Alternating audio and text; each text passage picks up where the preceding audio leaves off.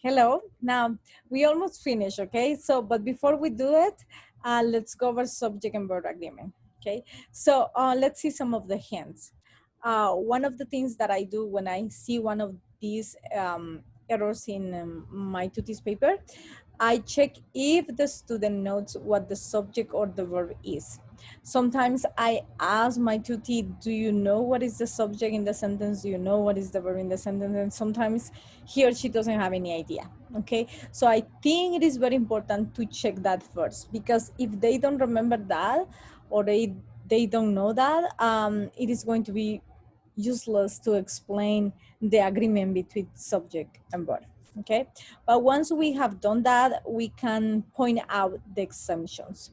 Why exemptions are very important? Because when we talk about the subject, remember that the subject can be anything in the sentence, okay?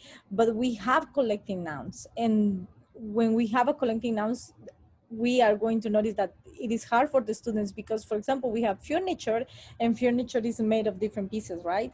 So the students tend to think that, oh, it is plural, but no, in reality, furniture is going to take a singular verb, okay? Because it is a collecting noun. So another exception is the irregular plural. For example, we have over here the word children, okay? So we know that children is plural, but the student knows that when they identify a plural because they see an S at the end of the word. But in this case, there is no S. So students may think, oh, there's no S, so there's no plural, so it's singular. So we need to remember that we have these exemptions with plurals in English. Also, the indefinite pronouns. Again, it is very confusing for ESL students. It was confusing for me. I remember when I was taking my ESL classes, because when I said everybody means a group of people, so, but it means more than one person, so it is plural. But no, actually, I'm talking about everybody. So it is confusing, right? So, but let's just remember and repeat to our tutis that those are exemptions in English, okay? And sometimes they just have to memorize them. There is not a clear answer why. English is like it is, okay? But if you don't remember all these exemptions, please check the handouts, okay? And remember, you don't need to know them, okay? Feel free to say to your tuti, I don't know, I don't remember the exemption, I don't know the rule with these collecting nouns or with these indefinite pronouns, and review the handouts with your tuti, which is going to be helpful for both of you, okay?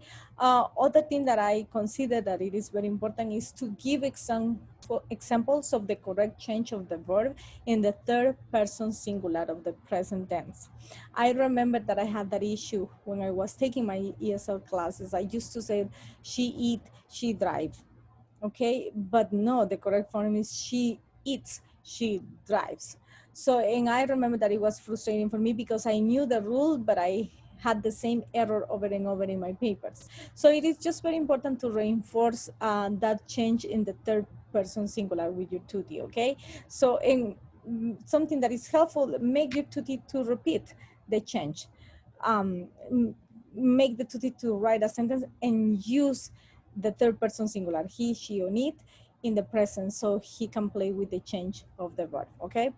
Ask the student to complete the sentence with the word that matches the subject in number. Give sentences to your tutor and say, okay, this is the sentence, okay? I have this subject and I want you to use this verb. What do you need? Do you need it in singular or in plural? Okay, so make your students, the idea behind this is to make your tutor to practice a lot. Okay, also share the handouts and the videos, okay, and watch the videos for you too, okay, because sometimes this subject and verb agreement is a little bit confusing and has different and many rules, so it is good to review them, okay? It is going to be helpful for your classes as well, okay? Or just for fun, okay? So thank you, and I hope these hints help you.